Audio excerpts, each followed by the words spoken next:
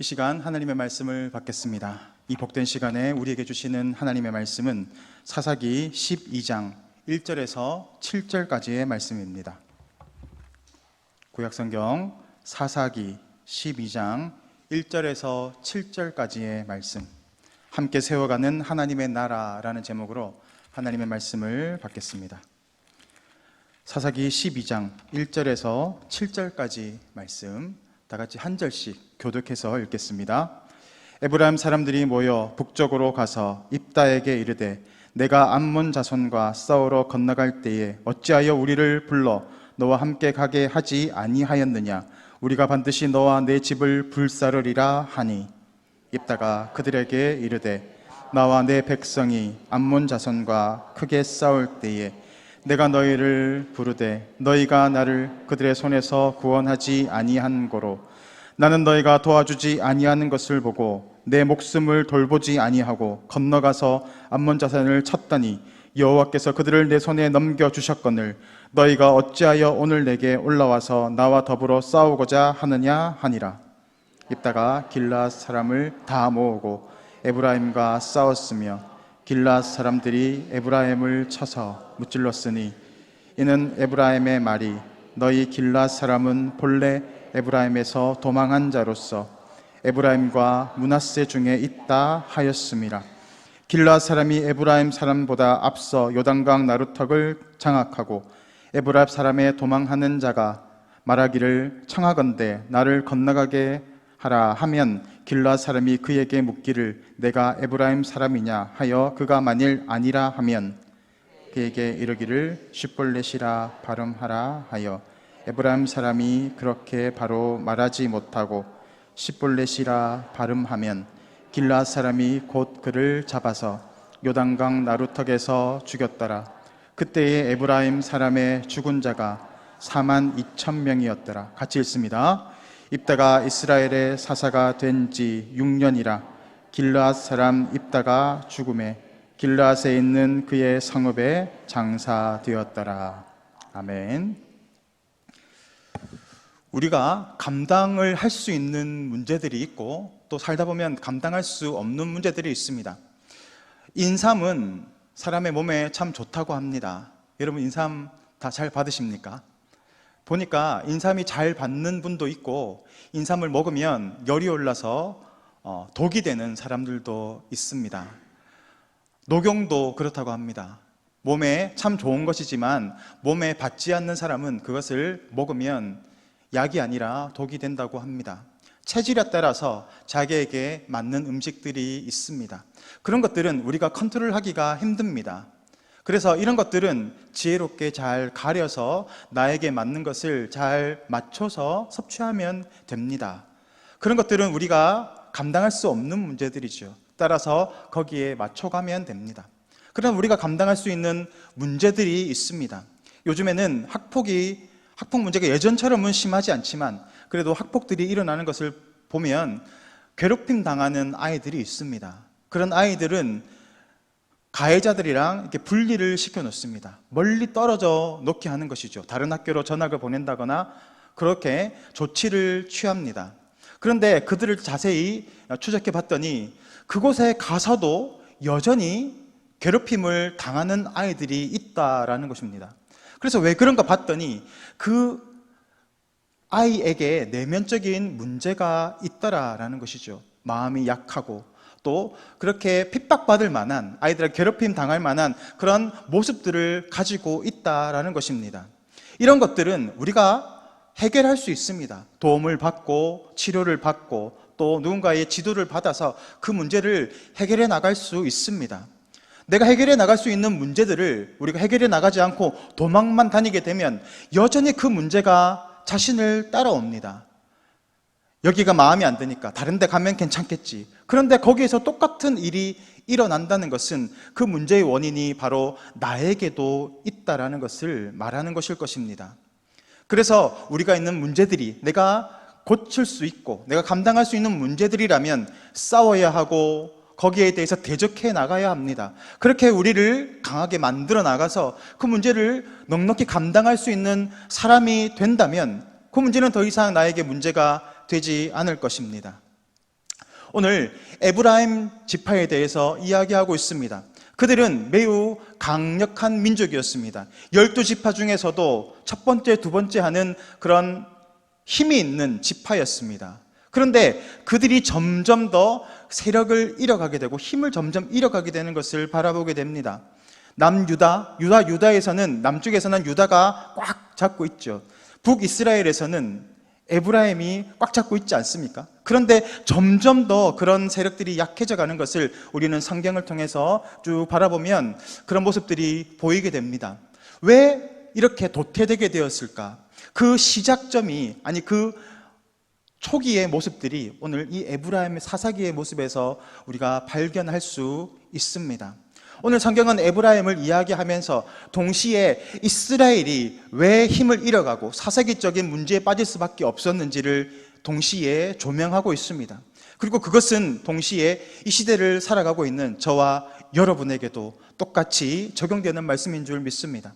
오늘 이 에브라임의 모습을 바라보면서 하나님 우리에게 원하시는 신앙의 모습은 어떤 것인지를 살펴보고 하나님 뜻대로 살아가시는 그런 복된 시간 되시기를 간절히 소망합니다. 산에 올라가면 시냇물처럼 이렇게 약수터 같은 데가 있습니다. 그러면 거기에는 물이 퐁퐁퐁퐁 하고 올라옵니다. 근데 많은 물이 올라오지는 않습니다. 그래서 거기에 주걱을 가지고 또 표주박 같은 걸 가지고 물을 떠서 마십니다. 그러면 또 어느 순간 밑에서 퐁퐁퐁퐁 하면서 물이 다시 채워지는 것을 다들 보셨을 것입니다. 그게 양은 얼마 되지 않지만 퍼내면 끊임없이 올라옵니다. 그런데 퍼내지 않으면 그 자리에 멈춰 있는 것을 바라보게 됩니다. 넘치지 않습니다. 꼭 퍼내는 만큼 채워지고 퍼내는 만큼 채워집니다. 우리의 신앙도 그와 같습니다. 우리가 하나님께서 우리에게 주신 능력이 있고 지혜가 있고 또 권세가 있습니다. 그런 축복들이 우리는 다 받았을 줄 믿습니다. 그런 것들을 우리가 하나님의 나라를 위해서 선하게 사용한다면 하나님은 계속해서 그런 은혜를 채워주십니다. 문제는 우리가 그것을 사용하지 않게 되면 그것은 더 이상 공급되지 못합니다. 그래서 지혜로운 사람들은 내가 받은 물질, 내가 받은 힘과 능력, 지혜들, 그런 모든 것들을 하나님의 나라를 위해서 헌신하고 나누어주고 베풀며 흘려보냅니다. 그것이 바로 교회의 사명이자 능력입니다. 우리가 받았던 은혜와 축복들을 흘려보내는 것, 그것이 바로 하나님이 성도들에게 또 이 교회에게 원하시는 것인 줄 믿습니다. 우리가 받은 것은 우리의 것이 아닙니다. 하나님께서 우리에게 맡겨주신 것입니다. 물질도 힘도 지혜도 또 우리의 모든 것들도 하나님께서 하나님의 나라를 세워가라 하시면서 우리에게 나누어 주신 것입니다. 그것을 계속해서 우리는 흘려보내고 또 나누어주고 베풀며 나아갈 때 우리는 더욱더 많은 사람을 살리고 세우는 지경이 넓혀지는 그런 축복된 인생으로 살아가게 될 줄 믿습니다. 엮이는 가정이라고 들어보셨습니까? 엮이는 가정이 있습니다. 그것은 부모가 서로 갈등을 맺습니다. 매 만날 때마다 싸우고 지지고 볶습니다. 그리고 부모와 자식 간의 관계가 올바르게 건강하게 건전하게 나아가지 못하는 관계입니다. 아이를 방치하거나 방임하거나 학대함으로 해서 그 자녀가 병들게 하는 것, 그것이 바로 엮이는 가정입니다. 엮이는 가정이 왜 일어납니까? 당연히 베풀어야 할 사랑과 또 관심을 베풀어 주지 못하기 때문입니다. 사랑으로 하나 되지 못할 때 그 가정은 역기능적인 가정이 되어서 사회의 문제거리가 됩니다. 우리가 사회에서 바라볼 때 많은 문제 있는 사람들을 바라보게 되는데 그 사람들의 원인을 쫓아 가다 보면 결국 가정에 문제가 있었고 그 가정은 결국 역기능 가정이었다라는 것을 바라보게 되는 것입니다. 교회도 마찬가지입니다. 교회도 역기능 교회가 있습니다. 교회라는 것은 앞서 얘기한 것처럼 은혜를 받고 흘려보내고 또 축복을 받은 것을 나누어주고 구제하고 흘려보낼 때 풍성하게 되는 것입니다. 그런데 교회가, 공동체가 모일 때마다 하나님의 은혜를 나누고 감사를 나누는 것이 아니라 불평하고 원망하고 그렇게 수군수군대고 하는 것들이 있다면 그 교회는 엮이는 교회가 될 수밖에 없습니다. 그런 교회가 올바로 설 수 있겠습니까? 그러므로 우리도 우리의 모습을 잘 돌아보아서 내가 교회 구성원으로서 어떻게 축복된 인생으로 살아가고 있는지를 날마다 점검해야 가는 것이 필요할 줄 믿습니다. 에브라임 지파는 하나님께 큰 축복을 받은 지파였습니다. 많은 인구수를 가졌고 매우 강력한 리더십을 가진 지파였습니다. 그런데 이 에브라임 지파가 왜 점점 도태하게 되었습니까? 하나님께서 주셨던 능력과 힘과 그런 권세들을 하나님의 나라를 위해서 온전히 사용되지 못하였기 때문입니다. 만약에 에브라임 지파가 이스라엘 백성들을 선도해서 우리가 하나님을 예배합시다, 우리가 하나님을 더욱더 섬깁시다, 하나님께서 명령하셨던 것들을 온전히 준행하며 나아갑시다 하고 그들이 모범을 보이고 그들을 이끌어 나갔더라면 아마 에브라임 지파는 이스라엘의 리더 지파가 되었을 것입니다. 그런데 그들은 강력한 힘을 받았음에도 불구하고 그렇게 살아가지 못합니다. 오히려 자신이 가지고 있는 힘을 가지고 지도자를 겁박하기 시작합니다. 우리가 알다시피 기드온에게 찾아갑니다. 그리고 기드온을 겁박하죠. 사사기 8장 1절에서 2절 말씀입니다. 다 같이 있습니다. 시작. 에브라임 사람들이 기드온에게 이르되 내가 미디안과 싸우되 갈 때에 우리를 부르지 아니하였으니 우리를 이같이 대접함은 어찌 됨이냐 하고 그와 크게 다투는지라. 기드온이 그들에게 이르되 내가 이제 행함 일이 너희가 한 것에 비교되겠느냐. 에브라임의 끝물 포도가 아비에셀의 만물 포도보다 낫지 아니하냐. 아멘. 기드온이 에브라임 지파를 달래고 있습니다. 성숙하지 못한 모습이기 때문에 달래는 것입니다. 에브라임은 자신이 가지고 있는 이 권세를 가지고 여호수아를 겁박하지 않습니까? 왜 그렇습니까? 주도권의 싸움입니다. 내가 그 주도권을 가지기를 원하는 것입니다. 그런데 그 영향력이라는 것은 내가 힘이 있다고, 내가 권세가 있다고, 많은 재물이 있다고 나오는 것이 아닙니다. 영향력이라는 것은 자신이 먼저 희생하고 또 헌신하고 앞장서서 감당할 때 얻게 되는 것입니다. 그게 바로 선한 영향력이고 리더십입니다. 내가 먼저 앞서 나아가서 헌신하지 않으면서, 내가 먼저 나아가서 희생하지 않으면서, 앞장서지 않으면서 뒤에서 말만 하는 사람들을 리더라고 부르지 않습니다. 하나님이 주신 능력과 힘이 있다면 그것을 가지고 전진하고 나아가고 희생하고 섬김의 자리로 나아갈 때 그때서 비로소 우리는 선한 영향력을 베풀 수 있고 리더로 살아갈 수 있습니다. 여러분은 다 가정의 리더 아니십니까? 우리가 먼저 희생하고 우리가 먼저 본을 보이고 그렇게 살아갈 때 우리의 가정도 또 우리 교회도 온전하게 세워나가게 될 것을 믿습니다. 오늘 이 에브라임 지파가 왜 이 지도자들에게 이렇게 시비를 거는 것입니까? 자신의 힘이 있다는 것입니다.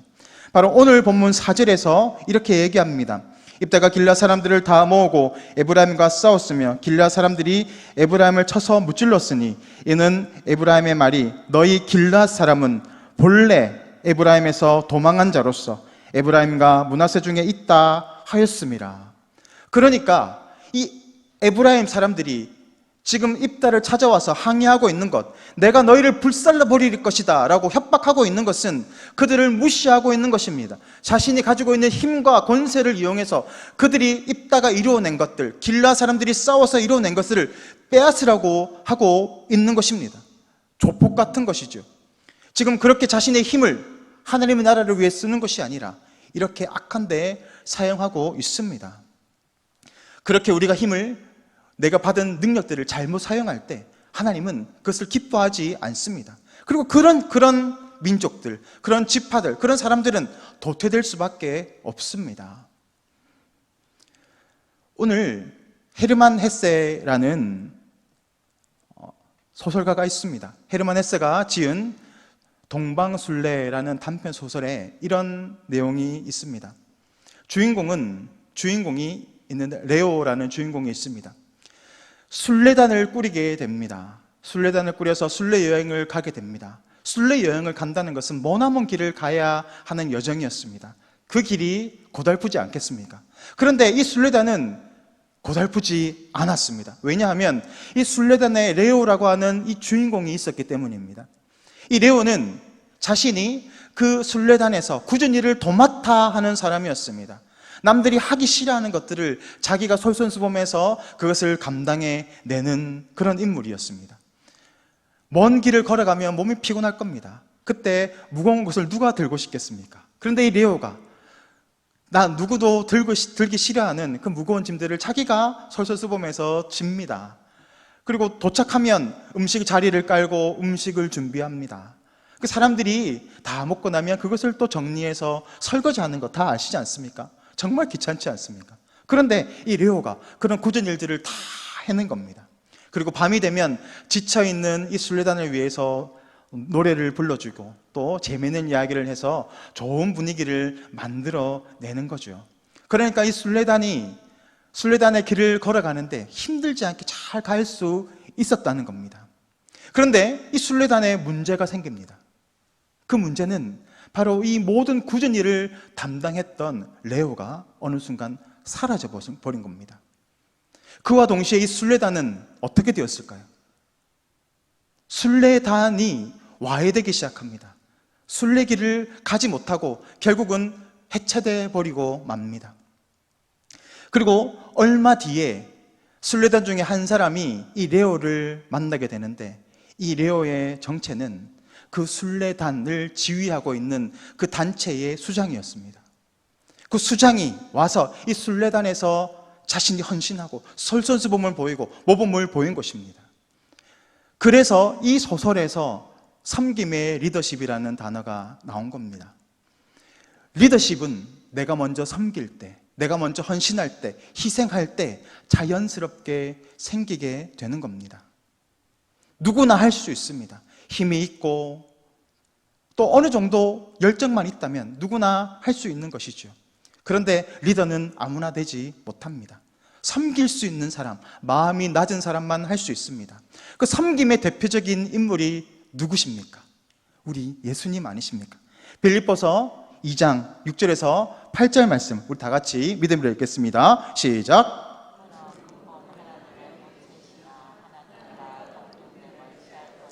여기지 아니하시고 오히려 자기를 비워 종의 형체를 가지사 사람들과 같이 되셨고 사람의 모양으로 나타나사 자기를 낮추시고 죽기까지 복종하셨으니 곧 십자가에 죽으심이라. 아멘. 섬김의 리더, 그 대표적인 인물이 바로 우리 예수님이십니다. 예수님은 하나님과 동급입니다. 하나님과 본체이시지만 동등됨을 취할 것으로 여기지 않고 오히려 자기를 비워서 종의 형체로 내려오셨고 죽기까지 순종하셨습니다. 섬김의 리더십의 그 대표적인 인물이 바로 우리 예수님입니다.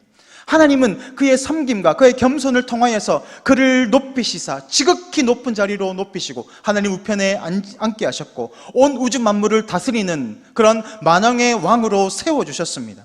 하나님이 원하시는 리더는 바로 이런 것이죠. 높은 자리에 있는 것이 아니라 자신을 비우고 낮추어서 섬기는 자리, 헌신의 자리에 있는 사람이 바로 참된 리더입니다. 하나님이 기뻐하시는 사람은 바로 이렇게 자신을 낮추고 겸손한 자리에 나아가는 사람입니다. 하나님은 그런 사람을 통해서 역사하시고 그런 사람에게 능력과 힘과 지혜를 부어주십니다. 그러므로 우리가 있어야 할 자리는 겸손의 자리인 줄 믿습니다. 그 자리로 나아갈 때 하나님은 우리에게 필요한 것들을 채워주시는 것입니다. 우리가 그런 겸손한 자리에 살아가시는 우리 동북의 성도님들 되시기를 주님의 이름으로 축복합니다. 오늘 근데 에브라임이 다시 한번 입다에게 나옵니다. 그리고 기드온에게 했던 그 협박을 똑같이 하고 있습니다. 반복되는 것이죠. 에브라임은 자신이 지었던 그런 죄악들을 속히 알고 깨닫고 그것을 끊어내야 했습니다. 그런데 끊어내지 못하고 다시 한번 그 죄가 여전히 에브라임 가운데 전수되어서 다시 100년 후에 지금 입다에게 나오는 것입니다. 우리가 끊어내지 않는 부분들이 있다면 이처럼 죄악은 대를 이어서 옵니다. 왜냐하면 그것을 바라보고 그대로 행동하기 때문입니다. 그래서 우리 대에서 그것을 끊어내지 않으면 우리 자녀들이 우리가 한 모습을 그대로 흉내냅니다. 우리가 하나님을 섬기는 그 믿음의 본을 온전히 보이지 못하면 그 자녀들이 똑같이 그것을 흉내냅니다. 사사기가 왜 지금 이런 모양이 되었습니까? 그들이 하나님의 명령을 지키지 않았기 때문 아닙니까? 그리고 지금 동시에 이 에브라임의 모습을 통해서 그대로 조명되고 있지 않습니까? 에브라임이 그 죄악을 끊어내지 못하니까 100년 뒤에 자신의 자손들이 똑같은 모습으로 입다에게 나아가서 똑같이 협박하고 있는 것입니다. 기드온은 그들을 달랬습니다. 그렇지만 입다는 그렇지 않습니다. 그들을 학살해버립니다. 다 전멸시켜 버리지 않습니까? 그래서 그들이 요단강을 건너와서 길라 땅에서 협박하니까 나루타를 장악해서 지나가지 못하게 하고 에브라임 사람이라는 것이 드러나면 다 죽여버립니다. 그런데 어떻게 에브라임 사람들이 드러납니까? 쉿볼렛이라고 해보라 그러니까 에브라임 사람들은 십볼렛이라고 이야기를 했다는 겁니다. 우리는 그게 너무 이해가 잘 되지 않습니까? 쌀 해보세요. 그러면 쌀 하시는 분들 많으시잖아요. 아무리 발음을 하려고 해도 잘 안 되는 부분들이 있습니다. 경상도 사람들은요. 아마도 에브라임 사람들도 그랬던 것 같습니다. 쉿볼렛이라고 해야 되는데 십볼렛이라고 하니까 바로 에브라임 사람이구나 하고 바로 그 자리에서 죽임을 당하는 것이죠. 성경이 발음 안 되는 것 가지고 우리에게 이야기를 하겠습니까? 우리에게 주시는 메시지가 있는 것이죠. 쉿볼렛이라는 것은 이삭이라는 뜻입니다. 이삭, 시내라는 의미를 가지고 있습니다. 우리 안에 이삭이 맺혀지지 못하면, 열매가 맺혀지지 못하면, 그래서 쭉정이처럼 살아가게 된다면 하나님은 그 쭉정이를 후 하고 불어버리시는 겁니다. 그렇게 심판하신다라는 것을 보여주고 있습니다. 내가 열매를 맺지 못하게 될 때, 쉿볼렛이 아니라 십볼렛의 삶을 살아가게 될 때 하나님은 그 모양은 비슷하지 않습니까? 그런데 알곡과 쭉정이처럼 그 안에 알맹이, 이삭이 있느냐 없느냐에 따라서 하나님은 우리에게 그 열매대로, 열매가 없음대로 하나님은 갚아 주신다라는 겁니다. 왜 쭉정이가 열매를 맺지 못하는 줄 아십니까? 두 가지 이유가 있습니다.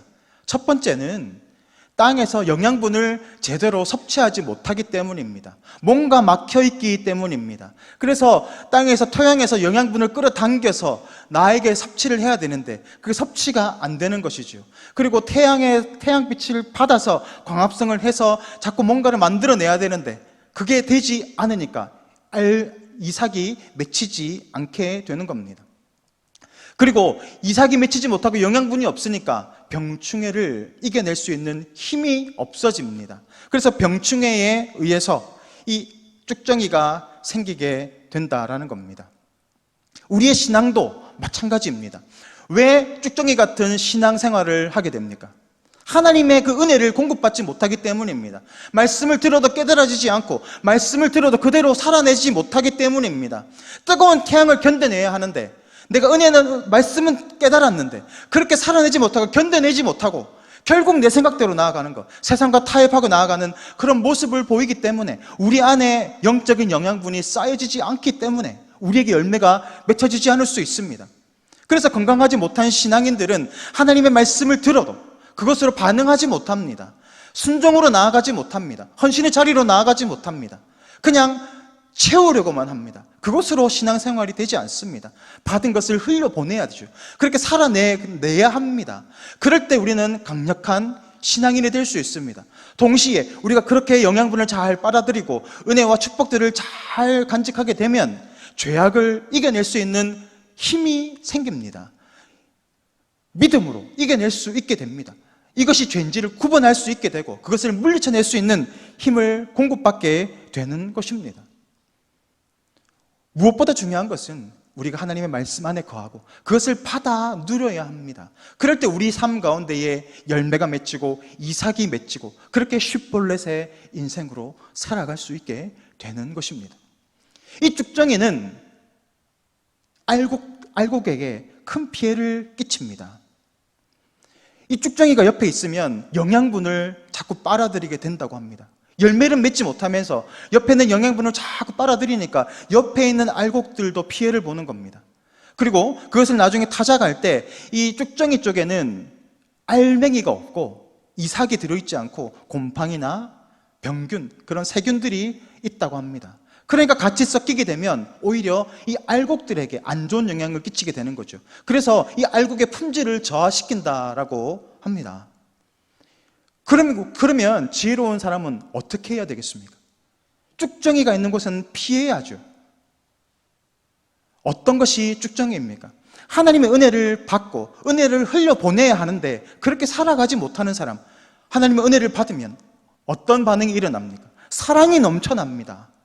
사랑하고 이해해주고 용서해주고 품어줍니다. 기다려줍니다. 실수해도 그럴 수 있다 하고 품어주는 그런 사랑이 어떻게 우리에게 임합니까? 하나님의 은혜가 임하면 우리에게 자연스럽게 그런 모습이 나타납니다.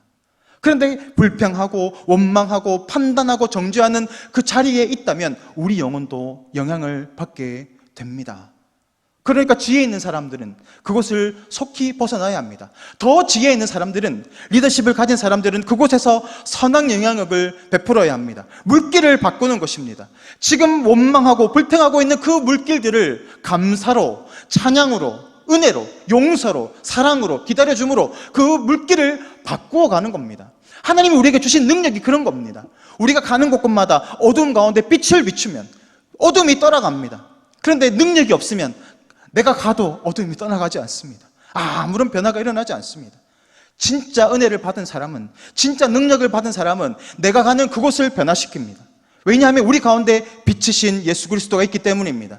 예수 그리스도의 능력이 있으면 그곳 가운데 빛이 임하고 어둠이 떠나가고 원망이 떠나가고 불평이 떠나가고 모든 죄악의 모습들이 떠나가게 되는 것입니다.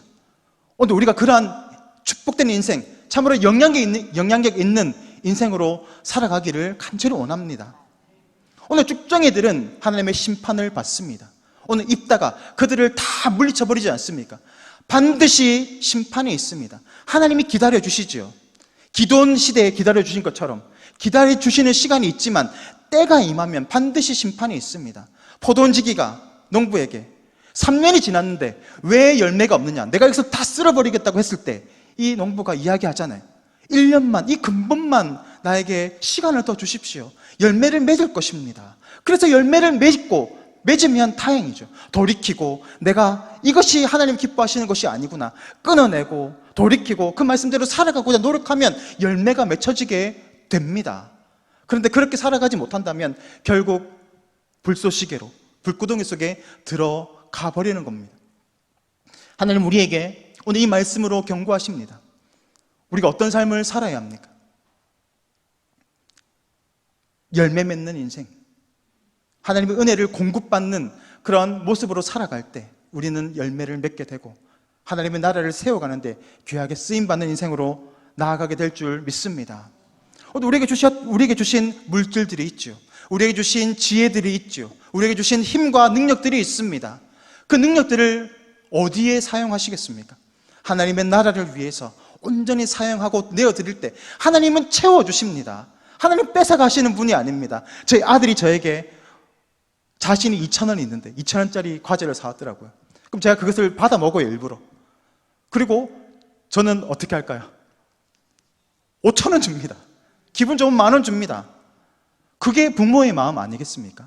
하나님도 마찬가지입니다. 내가 가지고 있는 이 조그만 헌신이지만 최선을 다해서 나의 힘과 능력을 다해서 하나님의 나라를 섬기며 나아가면 하나님이 더 쏟아 부어주십니다. 오늘 그런 능력들을 우리가 공급받기를 원합니다.